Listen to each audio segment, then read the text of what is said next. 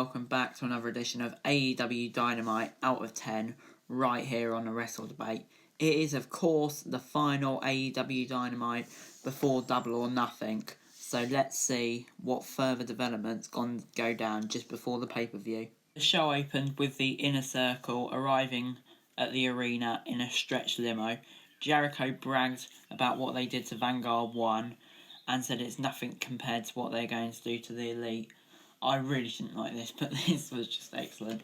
Chris Jericho is just incredible. I don't know why I'm grading this, but give it a 7 out of 10. Mr. Brody Lee came down to the ring with several of his followers, including 10, and Brody Lee ordered him to take a knee. Lee said that people think he's unrelatable, but he's just a man like anyone else, except he operates at a more elite level. Get it?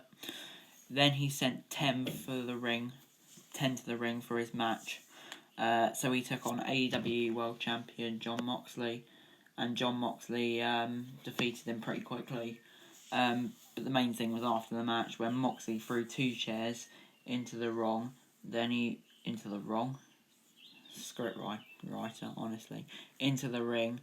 put 10's arm through one of the chairs and stood on it. Moxley then threatened to break 10's arm unless Brody Lee came out to face him. Brody appeared on Titantron and said that he's leaving, but he'll see Moxley on Saturday. Moxley attacks 10's trapped arm with the other chair. Overall, I'm going to give this a 6.25 out of 10.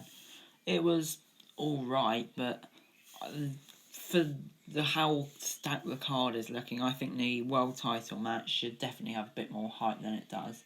I mean, don't get me wrong, there's nothing wrong with it, but it's nowhere near the level of, say, the Elite v the Inner Circle. Our next match was MJF defeating Marco Stunt. Wardlow interfered by choking Marco against the bottom rope behind the ref's back, but Marco still got a lot of offense in before he eventually tapped out to the salt of the earth. After the match, Wardlow held Stunt up while MJF punched him with his ring. Luchasaurus and Jungle Boy ran in to make the save. I didn't quite enjoy this actually. Great build for the match. Marco Stunt didn't look weak. It was quite funny at the same time, as everything is with AEW. So overall I'm going to give this a 6.75 out of 10. Then we got a whole heap of promos. Arn Anderson and Jake the Snake Roberts sat at a table in the ring, watched over by Tony Schiavone, and cut promos on each other and their respective people who they manage. Cody Rhodes and Lance Archer, of course. They stood up and Jake threw the table aside, and just as it seemed like there was going to be a old man fight, a bunch of referees broke it up. Kind of wanted to see that. I didn't mind this. It's quite funny. But I would like to have seen Cody and Lance Archer be involved, considering it is the last segment before their match for TNT title at Double or Nothing. Then Darby Allin presented an artsy video building up to Saturday's ladder match, and Pac actually returned in a video promo saying he'll never be forced to sit at home doing nothing again. Got quite used to that actually. And then he sent Phoenix to assassinate Orange Cassidy. I'm not going to grade any of those as they were too short, but then we did move into Ray Phoenix v Orange Cassidy, and Ray Phoenix picked up the win, and boy was it good. The match was competitive, but then Kip Sabian provided a distraction by bringing a ladder to ringside and sitting on top of it to watch the match, and Phoenix took Cassidy down for the 3 count. After the match, Scorpio Sky and Frankie Kazarian came out and dumped Kip Sabian off the ladder. Then a bunch of other guys came out and it broke into a huge messy brawl. So just building up to the casino ladder match. It's quite good actually. I didn't mind it. I'm going to give it a 7.5 out of 10. The match is brilliant. It all went a bit mental. I don't know if I like that or not. But yeah, I'm going to give it a 7.5 out of 10 because of the match, which was very good. Then we got a women's tag team match. Nyla Rose and Britt Baker defeating Kris Statlander and Hikaru Ishida ahead of their match at Double or Nothing between Rose and Shida. and Britt Baker and Chris Statlander, so they're kind of just conjoined, if you know what I mean. Nyla Rose pinned Hikaru Shida here with a Beast Bomb. After the match, Nyla Rose got a table and was about to put Hikaru Shida through it, but Chris Statlander interfered to give Hikaru Shida recovery time, and then Shida suplexed Nyla Rose through the table instead.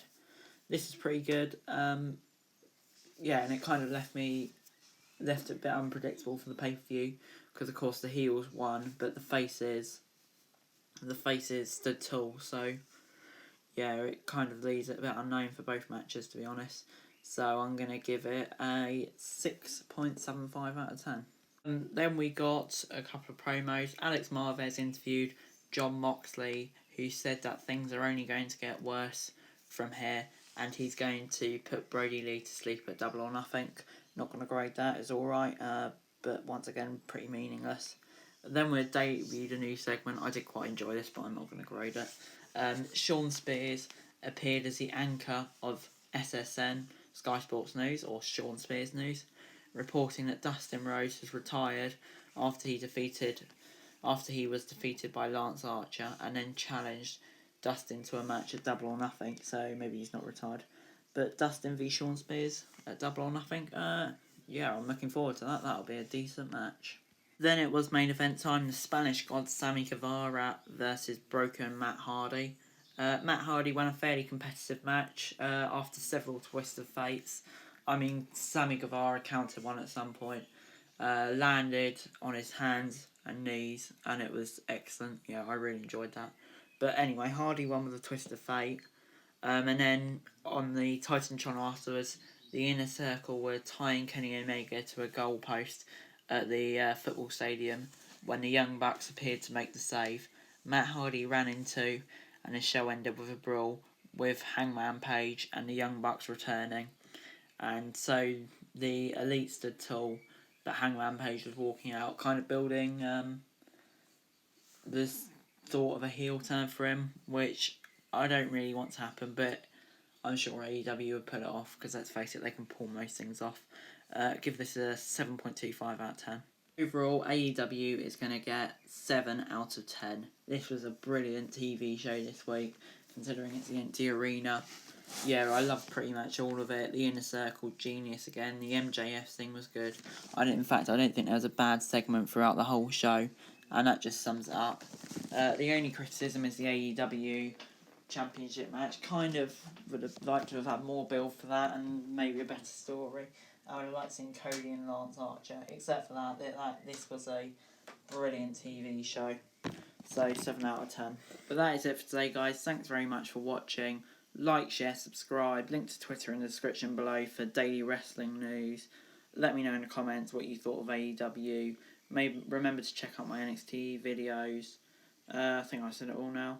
Other channels on the screen, if I didn't say that. Thanks very much for watching. Bye.